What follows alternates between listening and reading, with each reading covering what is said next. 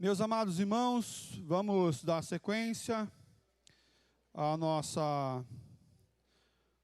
estudo desta manhã.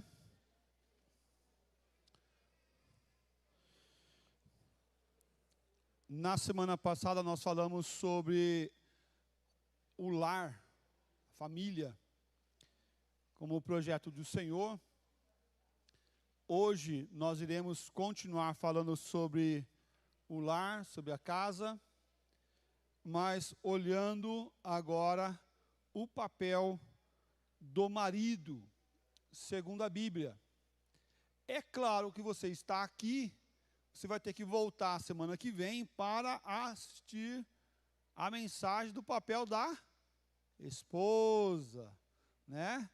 Hoje vamos falar o papel do marido, mas você não corra não, porque semana que vem é o papel da esposa, né? Então, é algo importantíssimo falarmos sobre família. Denise, vocês vão passar aí ou vai passar o tablet? Vai passar aí, tá bom. Então, vamos dar início ao nosso estudo de hoje, o papel do marido segundo a Bíblia. Quero convidar você para abrir sua Bíblia lá em 1 Pedro, capítulo 3, versículo 7. 1 Pedro 3, 7.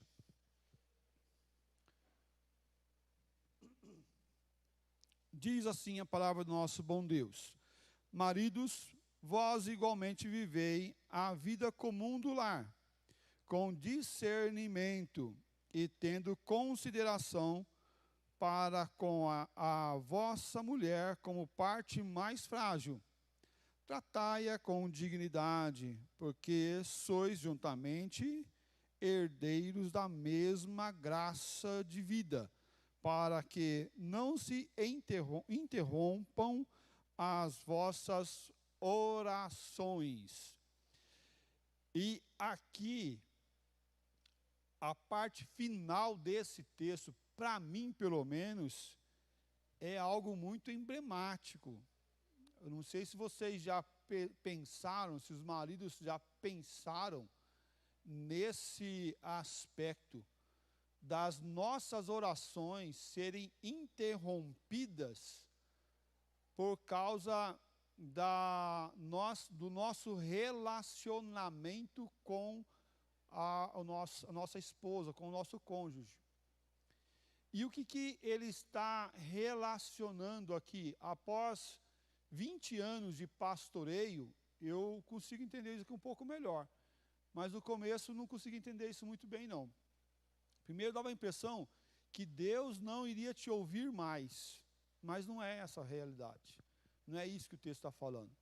O texto está falando é aquilo que a gente vive no cotidiano. Quando você está em um relacionamento tão intenso com a esposa, com o marido, né? Aquele relacionamento intenso que você fala só gritando, né? De intensidade de brigas e contendas, você ora mais ou você ora menos? Você ora mais ou você ora menos quando você está em briga no lar? Mais ou menos? Ora menos. Deixa de ir na igreja, deixa de orar. Uma das questões, quando eu trato famílias no meu consultório, uma das primeiras perguntas que eu faço é: como é que está a vida tua de oração diária diante de Deus e devocional? Tua e de vocês. Ah, pastor, faz tempo que eu não oro. Orar e ler a Bíblia, consigo. Perdi o desejo. Por quê? Porque quanto mais eu estou distante de Deus, mais eu me escondo do Senhor. Quer ver só o que aconteceu quando Adão e Eva pecaram? O que eles fizeram? Eles cozinharam umas folhas de figo e se vestiram com elas e foram para a presença do Senhor. O Senhor vai passar aqui à tarde, vai vir à tarde aqui, e eles vai estar bem aqui, no lugar que a gente sempre encontra com Deus, vão ficar esperando o Senhor chegar. Foi isso? Não, eles, quando ouviram a voz do Senhor, nós falamos lá no Paraná, picaram a mula. foram embora, correram, se esconderam. Por quê? Porque o meu relacionamento com a minha esposa interfere diretamente no meu relacionamento com o meu Deus.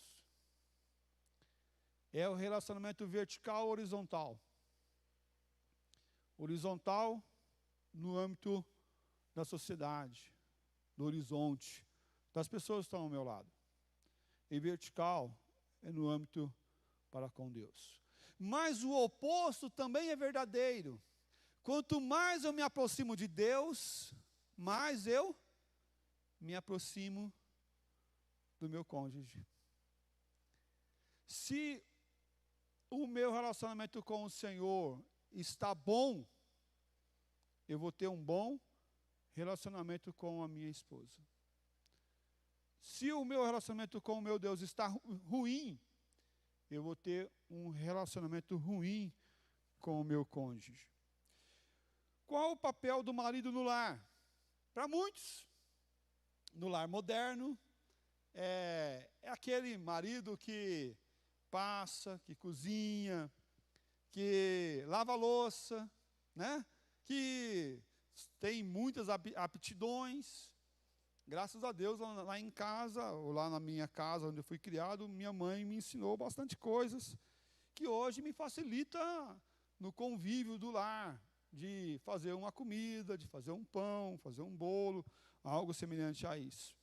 Mas, para muitos, falam, não, tem que passar, tem que lavar, tem que... Ou então, o homem só precisa dar o sustento do lar e ponto, acabou. Só levar comida. Só pagar as contas. E pagou. Porque a esposa é para cuidar dos filhos, a esposa é para lavar a louça, a roupa, fazer comida, deixar tudo comida prontinha, tudo certinho. E a gente vai olhar que a Bíblia trata de alguns aspectos sobre responsabilidades no lar, mas direcionando o aspecto para a mulher de ser quem vai coordenar as coisas na casa. Por um aspecto simples e claro, que a mulher consegue gerir melhor e com as suas aptidões de mulher, tomar atento a coisas que o homem não vê. Quem nunca, né, os homens aqui, estava procurando uma meia, olhando na gaveta da meia, e falou assim, amor, onde está a minha meia? Está na gaveta. Está na gaveta. Né? Não estou achando, não está, está em outro lugar, está aí na gaveta, eu coloquei, está na gaveta. Aí, quando ela chega, o que surge? O que acontece? Parece que a meia brota, ela surge do nada, ela vem, né, com ela, né, e quando ela estende a mão para pegar, a meia surge, porque ela aparece lá, ela não estava lá, ela não via, o homem não vê, não consegue enxergar. Então, cada qual, não é maldade do homem, tá, meninas? Não é maldade do homem. Mas o homem tem um jeito de olhar e a mulher tem uma outra forma de olhar. Que são pessoas distintas e diferentes. E como distintas e diferentes, cada um vai ter um papel e uma função. E não quer dizer de valor, não estamos falando quanto vale a mulher, quanto vale o homem, quem que é mais importante, quem que é menos importante nessa dinâmica. Não é isso. Por muitos anos se desvalorizou o trabalho do lar. Pelo contrário, o trabalho do lar é intenso, constante e permanente. Parece que louça brota do nada em cima da pia. Você lava a louça, daqui a pouco, né, deu 10 minutos, você volta lá, surgiu louça do nada e brotou. Não sei de onde veio essa louça. Eu falei, meu Deus, eu lavei tudo, estava tudo limpinho. Né? O trabalho do lar é cansativo, mas é questão de visão, de como o homem vê e de como a mulher vê. Eu, pessoalmente, aprendi um negócio meio que na marra lá em casa. Né?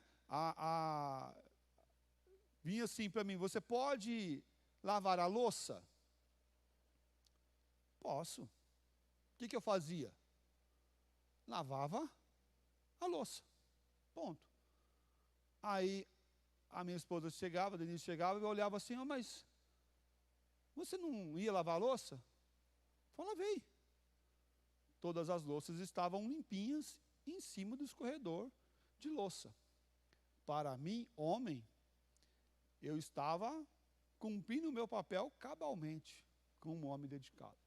Mas quando a mulher falava assim, lavar a louça, ela não estava relacionando somente a louça, ela estava relacionando a pia, o fogão, passar o pano, secar a louça, guardar, deixar a louça toda organizadinha. Percebe como que o homem e a mulher trabalham e vê de forma diferente. Para a mulher, lavar a louça é tudo o compêndio da cozinha, é uma geral na cozinha. Para o homem, lavar a louça é simplesmente os copos, talheres e panelas. Ponto. Acabou isso, acabou a tarefa. Missão cumprida, tique, né? Passou.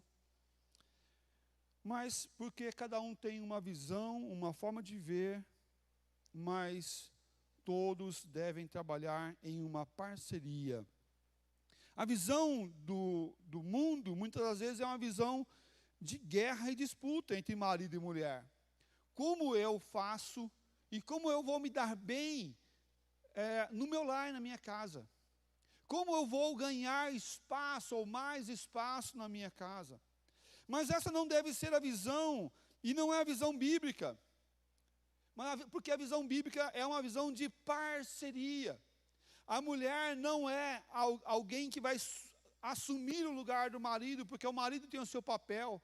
E o marido não deve assumir o papel da mulher, porque a mulher tem o seu papel.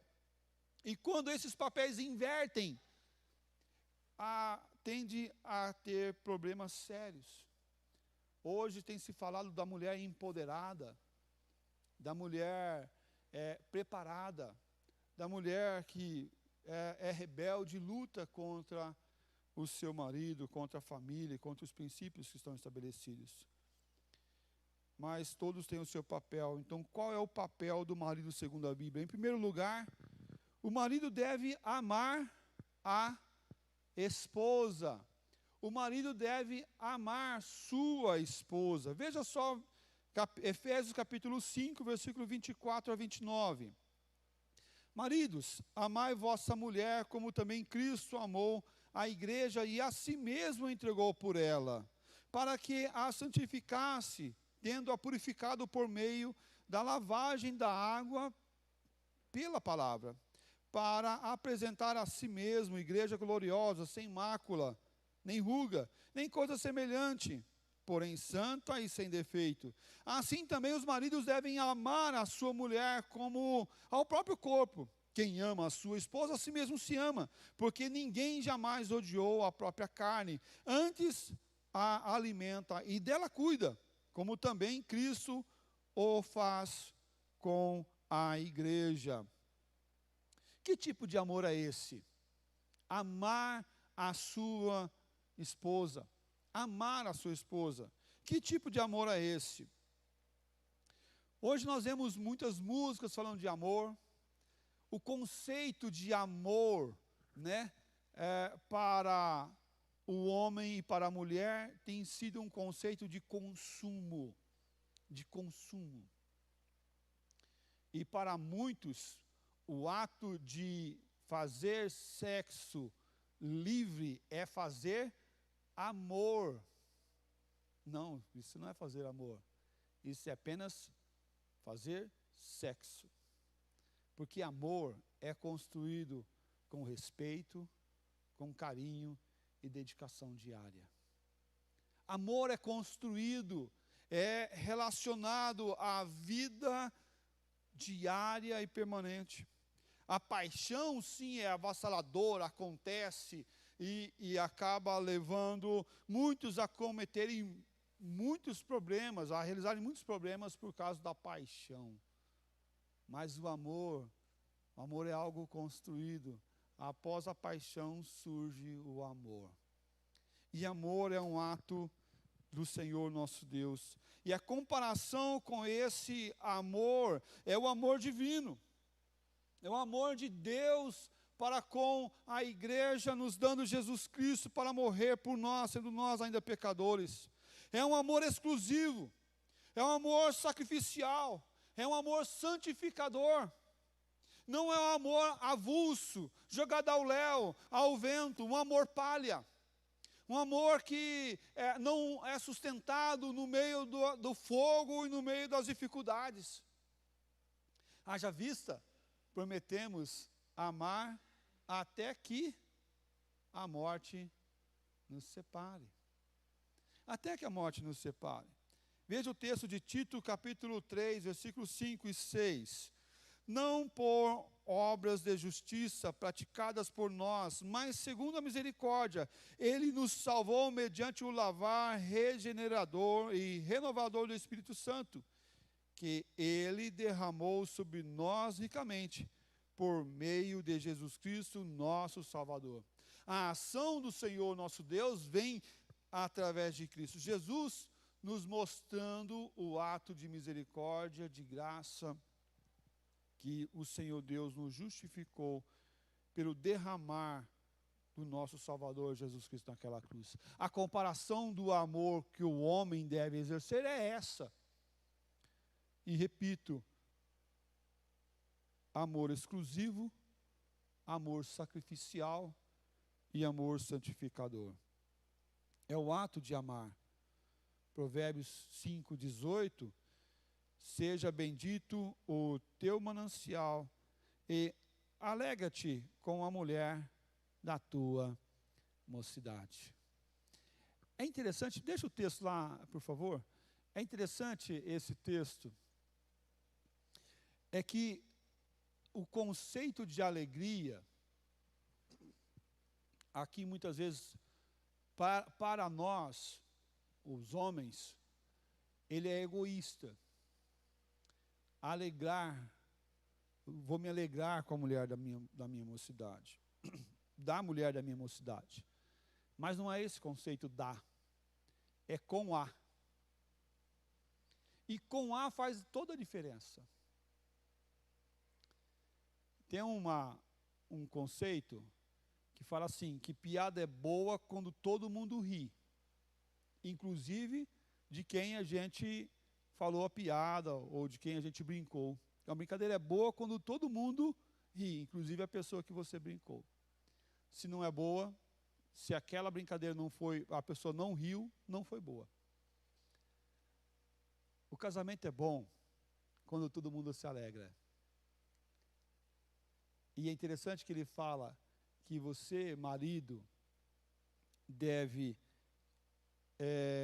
se alegrar com a mulher da tua mocidade. E não da mulher da tua mocidade.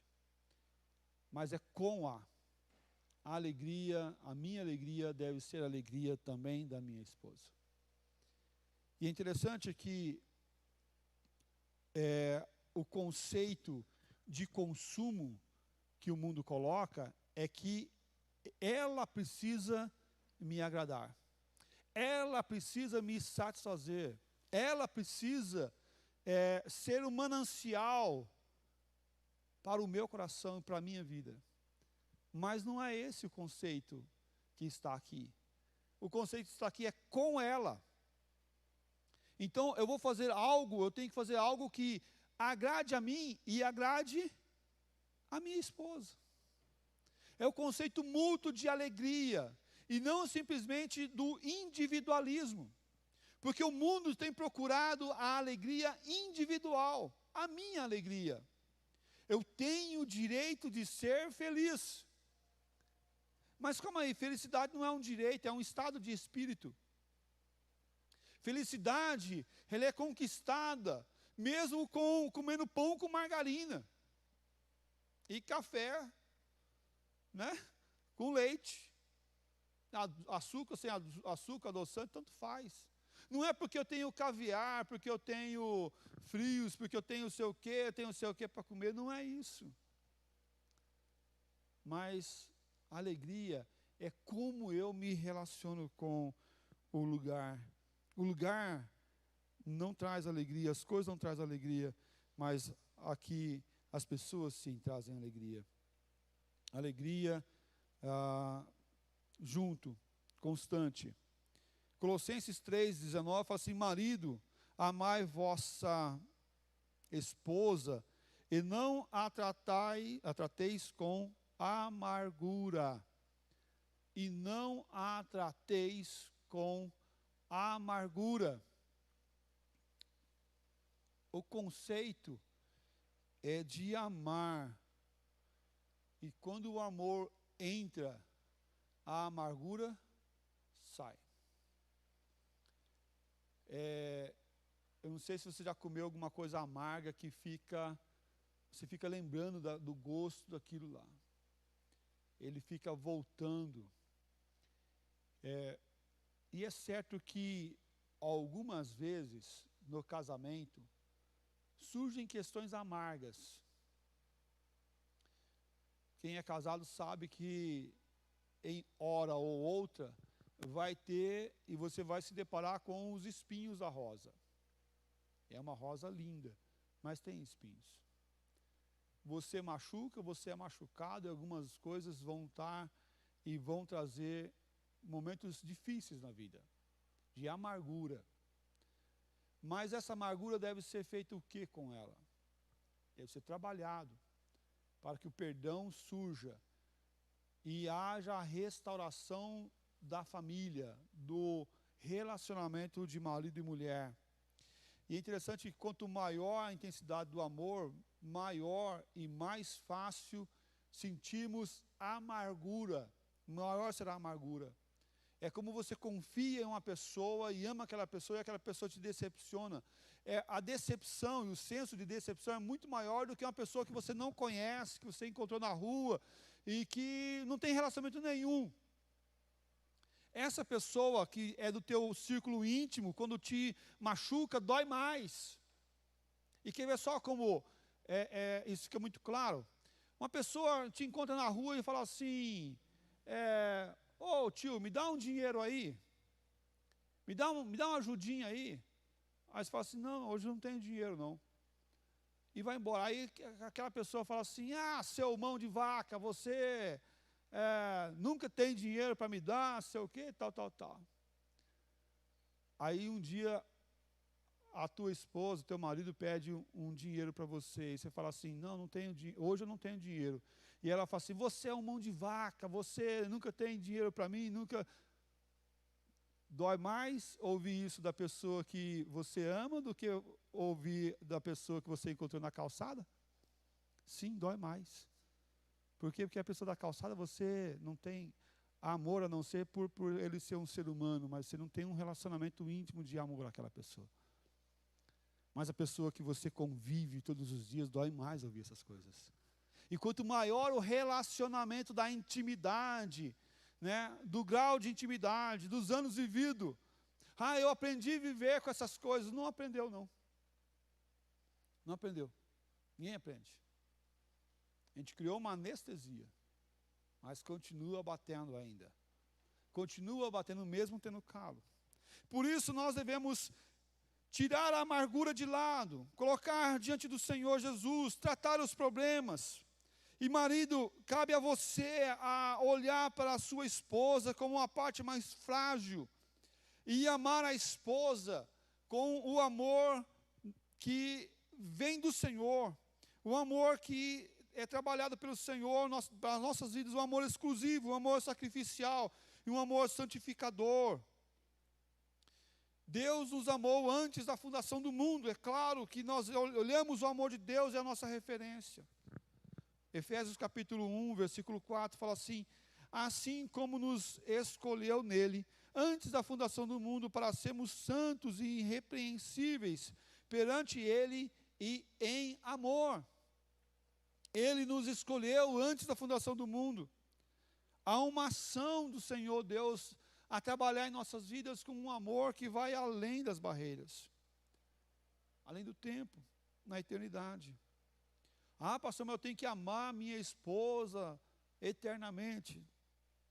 Não assim, porque nós não somos eternos, mas tem que amar a tua esposa intensamente, acima das coisas, acima das coisas.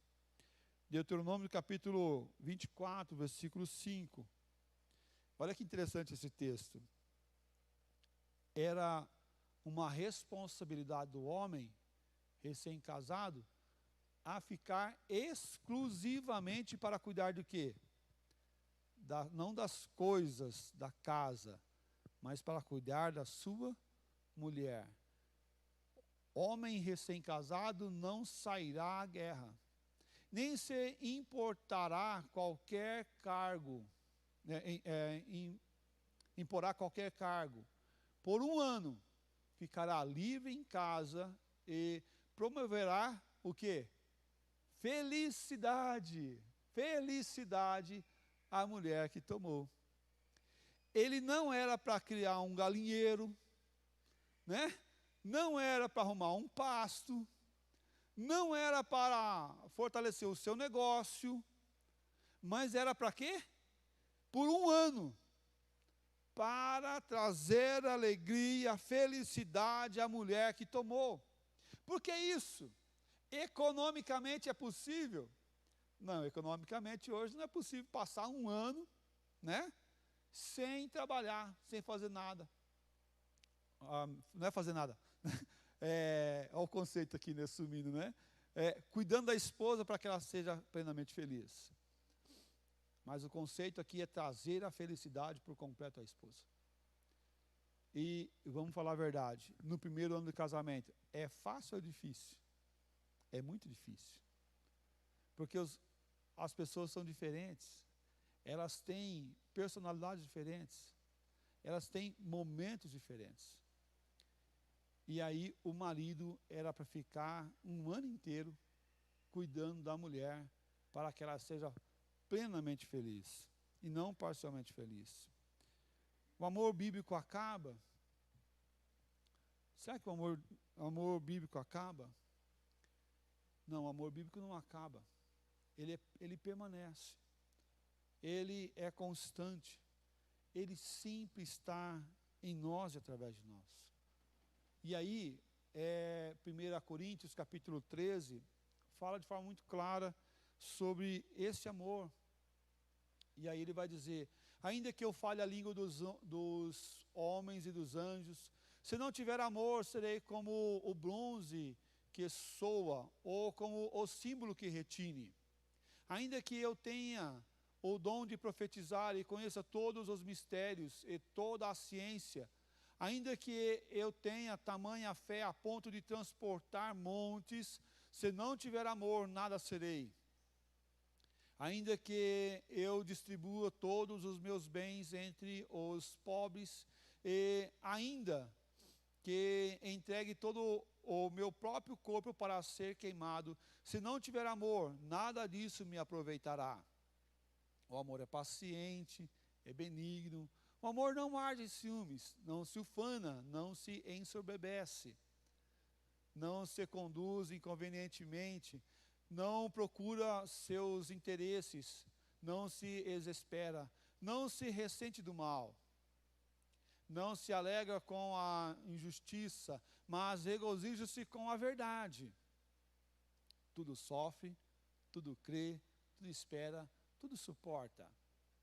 O amor jamais acaba, mas havendo profecias, desaparecerão. Havendo línguas, cessarão. Havendo ciência, passará. Porque em parte conhecemos e em parte profetizamos. E aí é interessante que ele fala que vai tendo essas manifestações, vai acabar. Mas o amor jamais acaba. O amor jamais acaba. O amor não passa. O amor não termina. O amor não vem a ponto de terminar, mas ele está sempre ao nosso lado. Será que 1 Coríntios, a lista de 1 Coríntios tem espaço para o egoísmo? Será que essa lista de 1 Coríntios tem espaço para mim mesmo, para o meu egoísmo, para a minha parte, para a forma que eu trato? Não, não tem espaço para o egoísmo. Tem espaço para o nosso, para o amar, o sacrificiar. O papel do marido, segundo a Bíblia, em segundo lugar, é uma visão de servidão. De servidão. É interessante que nós, ao tratar de relacionamento, nós encontramos a seguinte visão. Ela não faz o papel dela como esposa.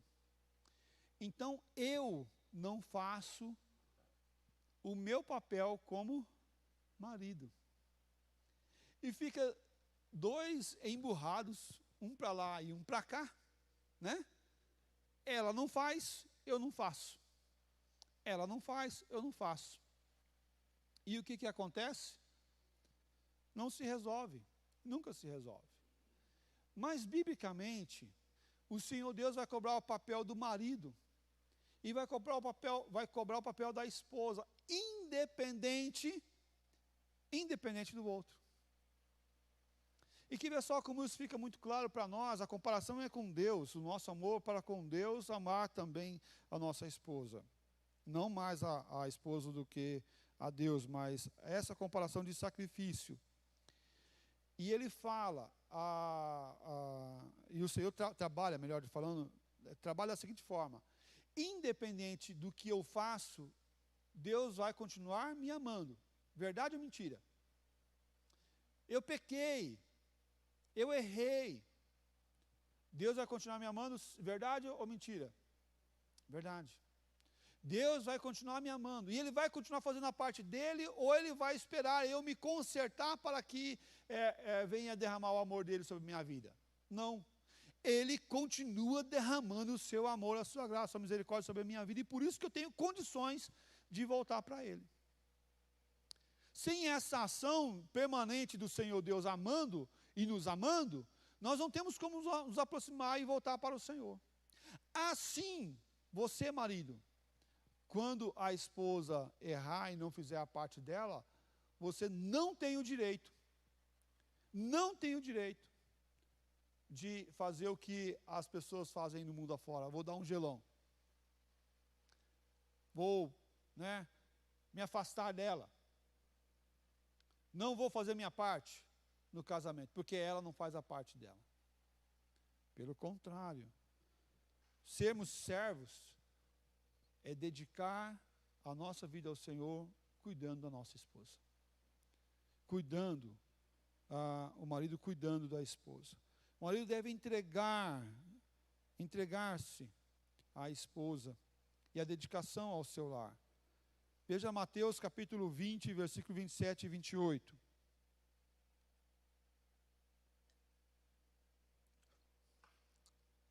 Diz assim: e quem quiser ser o primeiro entre vós, será vosso servo. Tal como o Filho do Homem, que não veio para ser servido, mas para servir e dar a sua vida em resgate por muitos. Se a comparação do amor é de Cristo, vindo e derramando e servindo, assim é o marido. Ele deve dedicar-se em servir a esposa. Mas como que ele faz isso? E como que ele deve fazer isso? Ele deve fazer isso nos mais variados âmbitos da vida, cuidando das necessidades da esposa. Trabalhando, sim, para cumprir as necessidades da esposa. Auxiliando ela no trabalho, sim, também, para cobrir as necessidades da esposa. Eu faço para Deus, sim, todas as coisas, o trabalho, o serviço de casa, fora de casa, todas as coisas eu devo fazer para Deus, mas para cumprir as necessidades da esposa e auxiliá-la também. Ser servo. E servo aqui é escravo, homem de dedicação servil, homem que se entrega. E ele trata uma referência, o dicionário, sobre Cristo, que ele fala assim: alguém que se rende à vontade do outro, aqueles cujo serviço é aceito por Cristo para estender e avançar a sua causa entre os homens. Aquele que atende, aquele que serve. Jesus mesmo sendo o cabeça, agiu como escravo, servindo. E um dos exemplos disso, nós vemos Jesus lavando os pés dos discípulos. Indo lá se dedicando em serviço, em servidão. Jesus, sendo cabeça da igreja, mostrou para nós o que é servir. Imagina eu lavar pé de discípulo, nada, esses pés craquentos aí, né? Imagina sandália, andando no sol quente, andando ali naquele lugar que tem muita poeira, pisando aquela terra, vai subindo, vai grudando no pé que está suado, andou o dia inteiro. Aqueles pés deviam estar uma maravilha, cara. Devia estar uma coisa bonita mesmo. Jesus vai lá, levanta e começa a lavar os pés. Por quê? Porque ele é servo. O exemplo de servidão é dado a nós. O marido, mesmo sendo cabeça do lar, deve também servir, se dedicar. Eu sou o alfa dessa casa, né? Eu sou o alfa. Tá, concordo. Mas o alfa tem que sentar na mesa e esperar a esposa servir o prato para colocar lá? E nem tira o prato da mesa? Nem ajuda em nada? Tem homens que sentam eu já vi, gente, já vi isso. Graças a Deus que foi na casa de ninguém aqui, né? Que o homem senta na mesa e a mulher tem que servir o prato dele do jeito que ele quer e colocar para ele comer lá, senão ele não come. Eu fiquei olhando e falei assim, cara, como assim? Como assim? E o serviço? E o servir? Como é que é? Mas lá em casa nós temos esse costume. Tá bom, mas você está servindo em outros lugares lá? Ou você é o reizão que está sentando no banco lá e está, né? Não serve nada. Devemos servir. Jesus mostrou isso aos lavar os pés dos discípulos, como está lá em João 13, de 1 a 15. Nós não vamos ler esse texto, mas você pode ler lá na tua casa depois. Filipenses capítulo 2, versículos 5 a 8. Tende em vós o mesmo sentimento que houve também em Cristo Jesus, pois ele, subsistindo em forma de Deus, não julgou como usurpação ser igual a Deus. Antes a si mesmo se esvaziou, assumindo a forma de servo, tornando-se em semelhança de homens, e reconhecido em figura humana. A si mesmo se humilhou, tornando-se obedientes até a morte de cruz. O marido não pode se acomodar no serviço. Estou cansado. Tá, perfeito. Descansa, entra na tua caixinha do nada, mas sai de lá para fazer alguma coisa também para auxiliar no convívio diário. Mulheres também entendam como é que funciona um pouquinho os homens, né?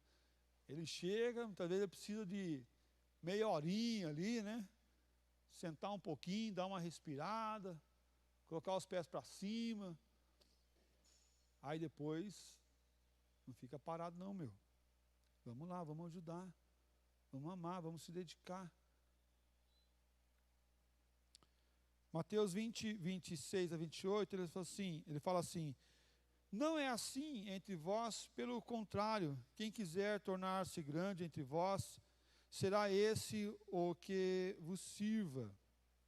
E quem quiser ser o primeiro entre vós, será vosso servo.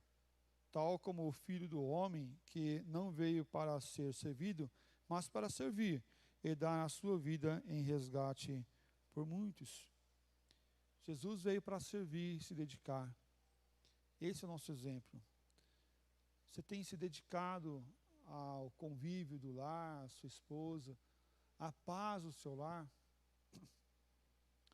Muitas das vezes eu vejo a esposa lutando mais para o casamento do que o homem lutando mais para o casamento. E a grande maioria das vezes que a procura de ajuda é por intermédio da esposa. Porque o homem está querendo bater asas e voar. Mas toma cuidado. Porque existe um lobo que derruba passarinho que voa lá fora. E é trágico a queda. É muito trágico a queda. Nós costumamos sempre dizer que o defeito é do outro e nunca meu. E julgar e culpar o outro. O papel do marido, segundo a Bíblia, em terceiro lugar, é ser um instrumento de santificação da esposa. Um instrumento de santificação da esposa. Aí você pode pensar, mas pastor, eu não consigo nem me santificar, vou santificar a minha esposa também, né? É isso. É o desafio diário de buscar essa santificação. O marido na família, da aliança, deve santificar a sua esposa. E lembrando que a nossa família é uma aliança no Senhor.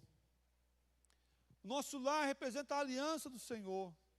A nossa casa representa a aliança do Senhor. Por isso Josué disse, eu e minha casa serviremos ao Senhor. Os filhos dos crentes eram circuncidados para representar que já fazia parte da aliança do Senhor. Hoje nós batizamos nossas crianças para fazer parte da aliança do Senhor já, e não que vão fazer parte no futuro. Por quê? Porque fazem parte da aliança do Senhor hoje. Eu tenho uma aliança com a mulher que o Senhor me deu. Graças a Deus, há 23 anos. Graças a Deus. Bênção. Essa mulher é guerreira, hein? Essa mulher é guerreira, né? É bênção do Senhor, 23 anos de casado. A aliança do Senhor está em nosso meio. O marido na família, que é uma aliança do Senhor, deve santificar a sua esposa. Ou seja, o marido aproxima a esposa de Deus, assim como a esposa do marido também é instrumento do Senhor para aproximar ele do Senhor. Juntos nós somos mais fortes. Juntos andamos mais longe. Juntos andamos mais longe. Como o esposo pode ser instrumento das mãos de Deus para santificar a sua esposa? Eu quero aqui citar 4 questões. O marido deve ser exemplo de santificação. E quando você tem um exemplo, tudo anda melhor. Um exemplo de santificação. Ah, meu marido só quer saber de jogar bola, só quer saber de lavar carro, só quer saber de computador, de celular. Então, marido, reveja as suas prioridades. Tem um colega que mexe tanto naquele carro, mexe tanto no carro, limpa tanto o carro. Fala, rapaz, se ele dedicasse 10% do tempo que ele gasta com o carro, com a esposa, a mulher ia ser felizíssima. Né? A mulher ia ser feliz demais da conta. Gasta tempo com coisas pequenas. Não estou falando que você não deve cuidar do teu carro. Se quiser pegar o meu para dar um trato, tá fácil. Tá? A chave está aqui, para pegar. Mas olha só, isso não é tudo na vida. Você tem que ser o exemplo de santificação. O marido deve orar em favor da esposa. Veja o exemplo de Jó. Ele fazia sacrifício para com os filhos e para com a esposa. O marido deve orar com ela. E ser canal de bênção na palavra. Ser canal de bênção na palavra. Cuidando e levando ela à santificação, seguindo a palavra e instruindo o seu lar na palavra. Não adianta chegar lá na frente e falar assim, não sei onde eu errei. Onde você errou, corrija. E comece novamente. Está errando? Perfeito. Erramos todos. Mas permanecer no erro é tolice. Pastor, estou errando aqui, tá? Errou. Que tal corrigir? João 17, santifica-os na verdade, a tua palavra é a verdade. A santificação vem através da palavra. É a palavra de Deus que enche o nosso coração. Vou me santificar. aí a pessoa acha que é só orar. Orar é bom, é algo maravilhoso. As portas do céu se abrem quando nós oramos.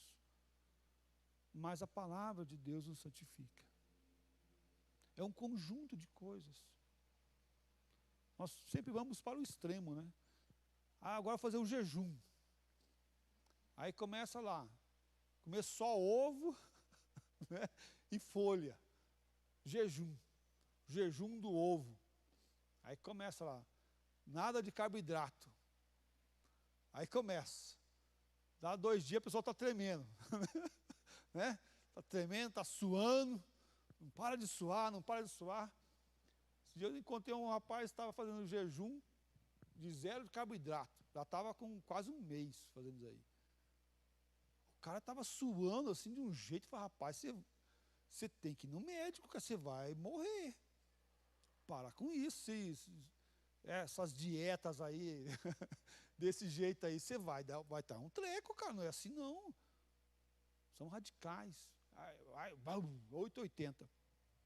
Santificam na verdade. A tua palavra é a verdade. Quer santificação? Busque a palavra do Senhor Deus. Busque em oração. Se dedique na palavra do Senhor, em conhecer a palavra. O primeiro pastoreio da esposa, o primeiro pastoreio do marido é a sua esposa. Teu primeiro ministério é tua esposa. Você pode começar o ministério aqui na igreja de tocar violão, de cantar, trabalhar no conto, ser um diácono, ser um presbítero, ser um pastor. São ministérios que nós assumimos que o Senhor Deus nos chama para fazer. Mas o teu primeiro ministério é a tua esposa. Marido, o teu primeiro ministério é a tua esposa. E aqui, todas essas funções que nós assumimos, nós podemos deixar de ser. Quem toca pode deixar de tocar. Quem canta pode deixar de cantar. Não participar mais do ministério. Quem trabalha no COM pode deixar de ser do COM, do Ministério de Comunicação. Pode deixar o diaconato, o exercício do diaconato, deixar o exercício do presbiterato, deixar o exercício pastoral. Biblicamente você pode deixar, você vai prestar conta para Deus, mas você pode deixar. Mas uma coisa que você não pode deixar é o ministério no teu lar com a tua esposa. Por quê? Porque desses todos, o único que você fez uma aliança é esse. Então, eu posso deixar de ser pastor presbiteriano, mas biblicamente eu não posso deixar de ser marido da Denise. Por quê? Porque com ela eu tenho uma aliança, que até a morte nos separe. Isso é muito sério, irmãos. É muito sério. Muitos têm casado com uma forma banal. Eu vou casar para ver o que dá. Se não der certo, a gente separa.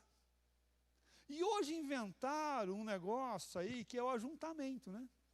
Oficializado ainda por cima, bonito ainda por cima. Não, vamos ajuntar. Não é falar mais juntar, né? Agora fala morar junto. Morar junto. Não vamos morar junto, porque quando a gente for casar, a gente já sabe se vai dar certo ou não vai dar certo. Aí é só o papel. Vou morar junto. Aí, começa a morar junto. Por 1, 2, 3, 4. E vai morando junto. E nunca se oficializa nisso aí. Está morando junto e praticando o pecado. Porque biblicamente nós não fomos feitos para morar junto, fomos feitos para casar. É casamento, é aliança. Não quero me comprometer, então não more junto também. Não case e não more junto. Se não quer compromisso, por que você quer casar?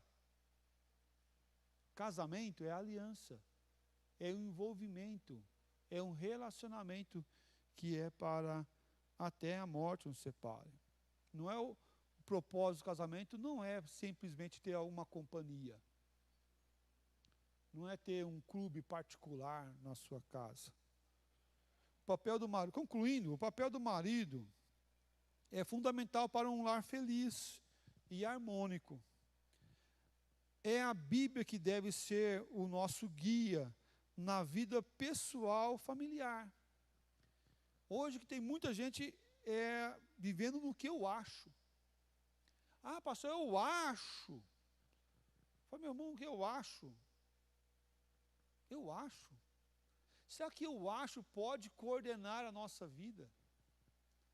Nós estamos falando da nossa vida, não estamos falando de pegar um caminho para ir na casa de um amigo, que você pode ir e voltar. Nós estamos falando da nossa vida. E decisões que decidimos e tomamos para a vida. Para abençoar a vida que envolve gerações, não apenas a tua geração, não apenas o teu dia, mas envolve gerações. Porque está falando daqueles que vão ser teus filhos, mães dos seus filhos, pai dos seus filhos. Pessoas que vão ser criadas e andar junto. Envolve você, envolve uma outra pessoa, envolve terceiros, quarto, quinto, e vai. Isso nós devemos tomar decisão no eu acho. Ah, mas todo mundo está fazendo isso, mas todo mundo? Será que a nossa decisão é com a maioria? Não. Nossa decisão não pode ser com a maioria, nossa decisão tem que ser através da palavra do Senhor Deus. O que diz o meu Deus sobre isso? O que fala o meu Deus sobre o casamento? O que fala o meu Deus sobre a união de corpos? Sobre a intimidade do casal? Sobre o papel do marido e o papel da esposa? É assim que eu vou caminhar. Minha decisão, meu pensamento tem que estar não no que eu acho, mas a minha vida tem que ser guiada pela família do Senhor. A minha família tem que ser guiada pela família do Senhor. O meu lar tem que ser guiado pela família do Senhor. Meus filhos têm que ser educados pelo que diz o Senhor, e não pelo que diz os pedagogos de plantão, que passa na TV lá, com as suas filosofias, com os seus pensamentos. Eu vou olhar e vou crivar pela Bíblia. Meu crivo é a Bíblia. O que ele falar que está de acordo com as Escrituras, eu faço. O que ele falar que está contrário às Escrituras, eu não faço. Porque eu como marido, eu como pai, eu tenho que seguir a palavra do Senhor. Eu tenho que amar o Senhor a ponto de viver intensamente essa palavra, esse caminho. Devemos fazer uma análise pessoal e verificar onde nós estamos errando, onde os maridos estão errando, e corrigir antes que seja tarde. Corrigir o quanto antes. O melhor momento de corrigir um problema é o quanto antes. Não deixe o problema permanecer sobre você, e sobre sua casa, e sobre a sua família. Que Deus nos abençoe. Que sirva de reflexão para cada um de nós. Você não está errando? Glória a Deus por isso, bênção. Você não é casado ainda? Bênção. Vai casar um dia. Em nome de Jesus. Né? Em nome de Jesus. Deus lhe abençoe para esse casamento chegar logo. Eu quero fazer muitos casamentos aqui na igreja ainda. Né? Muitos casamentos. Mas que Deus lhe abençoe e te guarde para a glória dele mesmo. Acerte. Procure acertar. Procure corrigir e viver a palavra do Senhor a cada dia. Vamos orar mais uma vez, encerrando o nosso estudo dessa manhã. Obrigado ao Pai pelo teu cuidado, pela tua bênção. Obrigado, Deus, porque o Senhor está aqui conosco. O Senhor é o socorro bem presente em todas as horas, em todos os momentos. Pedimos, ó Deus, que o Senhor nos auxilie a viver o melhor, a amarmos o Senhor, a amarmos a tua palavra, sermos santificados através da sua palavra a cada dia, a cada momento. Ser misericordioso para conosco, Pai, nos abençoe. Renova, Pai, a fé, o amor e a esperança em nossos corações. Que a graça do Senhor esteja sobre as nossas vidas e que o amor de Deus venha encher nossos corações sempre. Cuida, Pai, dos maridos, para que esses sejam instrumentos do Senhor a abençoar a sua casa, a sua esposa, que esses nós possamos amar assim como Cristo nos amou e assim mesmo se entregou por nós. Tem misericórdia, Pai, de nós. Em nome do Senhor Jesus nós oramos e agradecemos. Amém, ó Pai. Amém. Deus abençoe a todos, um bom domingo, um bom almoço, e para que eles retornarem à noite, estaremos aqui para louvar e engrandecer o nome do Senhor. Obrigado.